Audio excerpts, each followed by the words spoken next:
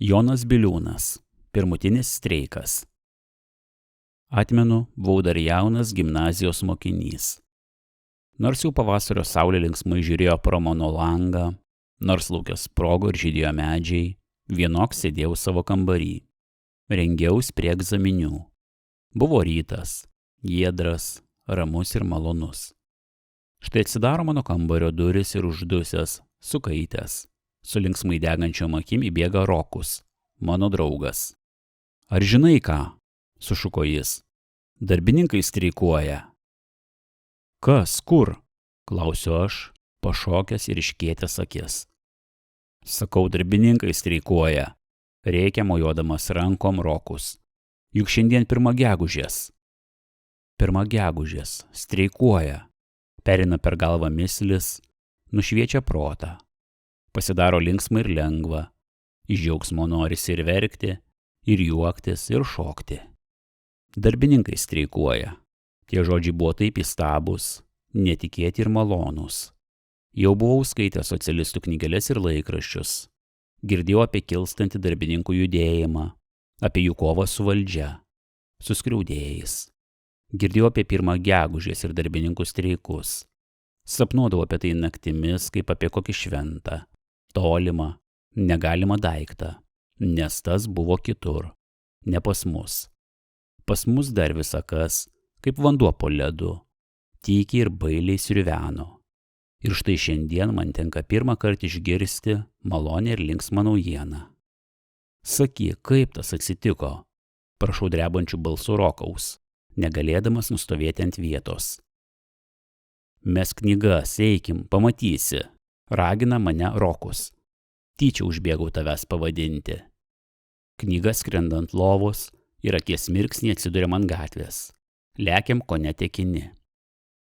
Kurgi? Klausiu savo draugo. Dabar turi būti prie tilto, kur vagonų fabrikas, sako jis. Bet eikim mažesnėmis gatvėmis. Mokinių mačiau, neprileidžia, gali suturėti. Dideliais vingiais lekiam siauromis gatvėmis, uždusę, sukaitę. Išeinu, kad tu žinotum iš savo kvateros, pasakoja man giliai kvėpuodamas Rokus. Žiūriu, prie geležies fabriko minia žmonių. Kas per velnias, misliju sau, reikia eit pažiūrėti. O čia 3 bobos patvory zvimbia. Dievuliau, ką čia tie dabar šėtonai užsimanė. Ir Dievo nebijo ramiems žmonėms darbą gaišinti. Pribėgau, fabriko vartai atviri. Ponybė, perbalus ir išsigandus, stovi ant kiemo. O iš vidaus, kaip dūmai iš pečiaus, virsta prūkę, paišini darbininkai. Prie vartų stovi aukštas jaunas darbininkas ir šaukia. Draugai, meskit visi darbą, eikit ant gatvės. Šiandien mūsų šventė, 1 gegužės, laisvės ir atilsio diena. Ištisus metus vargom ir dirbom fabrikantams. Šiandien galima atsilsėti. Eikim nuo fabriko prie fabriko, kvieskim visus draugus prisidėti. Lai visi mato mūsų galybę ir vienybę.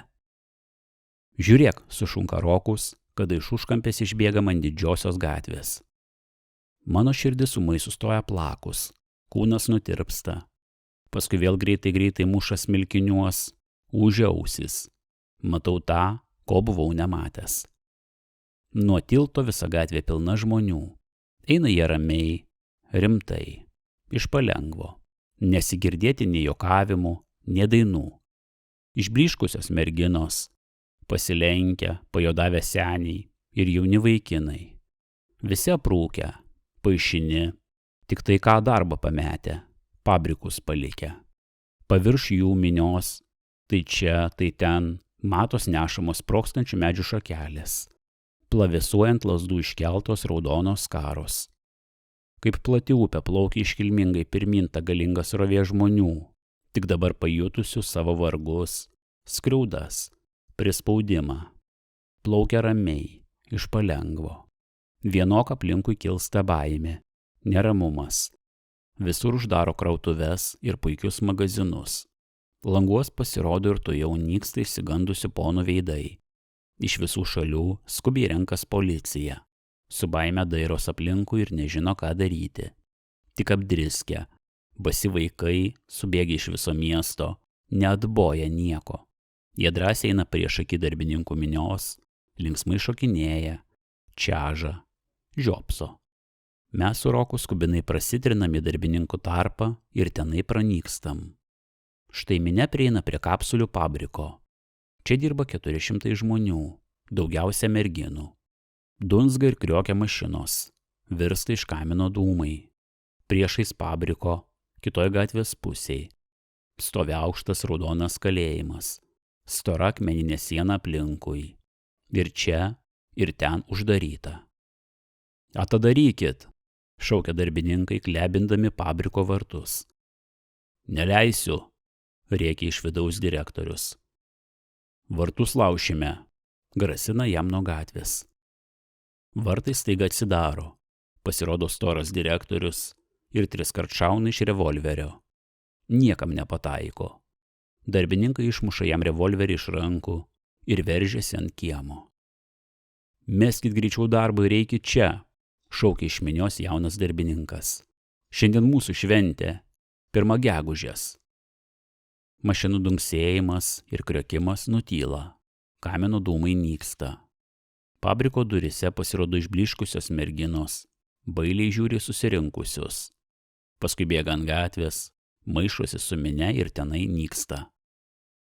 Bravo, ura, linksmai šaukia minia, sujudus, subruzdus. Kalėjimo langai visur atsidaro, pasirodo žmonių stovylos, kyšo rankos su plasnojančiamis skarelėmis. Vivat, vivat, sušunka pradžiugę kaliniai ir geležinės langų krotos dreba ir linksta nuo jų rankų. Vyrai, eime, išleiskim kalinius, kilsta iš minios drąsūs balsai. Jie nekaltai ten sėdi. Badas, vargai ir valdžios prispaudimas juos ten uždarė. Išsigandus policija ir kalėjimo sargai bėga prie jo vartų, ištraukia savo kardus. Minia, kaip vietros sukelta jūra, linguoja ir ūžia. Tik rimtesnių darbininkų balsams pasiseka sulaikyti drąsuolius nuo išardymo kalėjimo vartų. Policija nesnaudžia. Jau nutvėrė keletą drąsesnių darbininkų ir tįsė juos į dalį. Štai gatvės gale 3 policijantai užpuolant atsilikusio darbininko tveria jį už pečių. Tas pasipurto ir nukrato juos šalin. Subėga daugiau, paverčia jį ant žemės, muša kumščiais, spardo kojomis. Užverčiant vežimų ir sulipę viršum jo veža į kalėjimą. Pats policmeisteris sukasi po darbininkų tarpą, keikia ir varo juos namo. O tau ko čia reikia? Ar ir tu maištininkas? Užsipuola jis ant išblyškusio 15 metų vaikino, kuris stovi prie tvoros ir liūdnom akim žiūri aplinkui. Aš noriu didesnių užmokesnio, atsako liūdnu, bet tvirtu balsu vaikinas. Mano tėvas senas, o motina ligota. Juodu ant fabriko nustojo savo sveikatos ir anksti paseno. Mano menko uždarbio neužtenka. Kenčiame badą.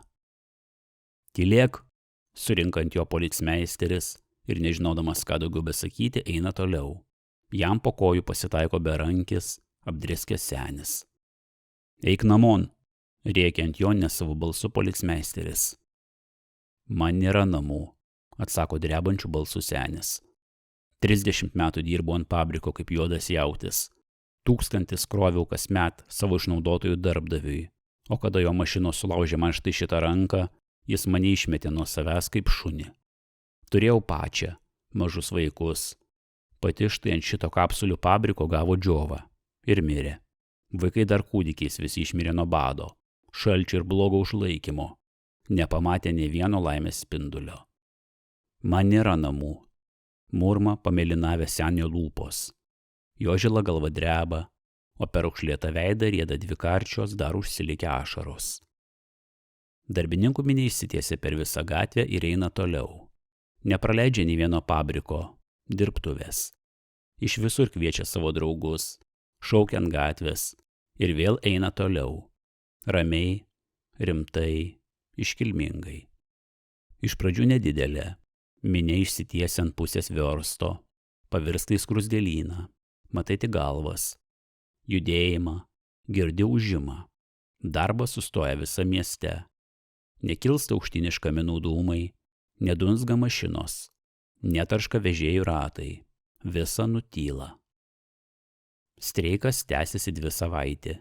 Negirdėt nė muštynių, nė vagystės, nematyt girtuokliavimo. Kunigas kapelionas nedėliui sako mums, mokiniams, pamokslą.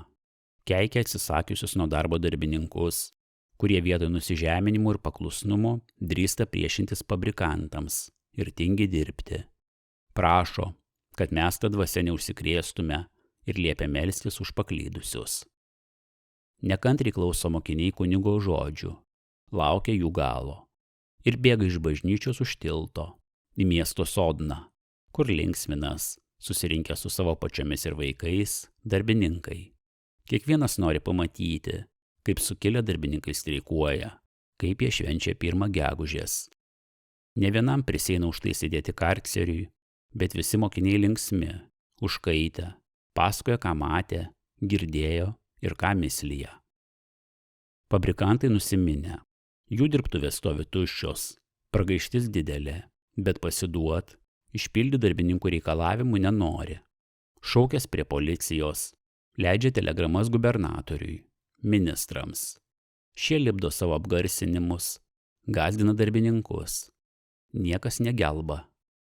Fabrikantai prispirti pakelt darbininkams užmokesnį.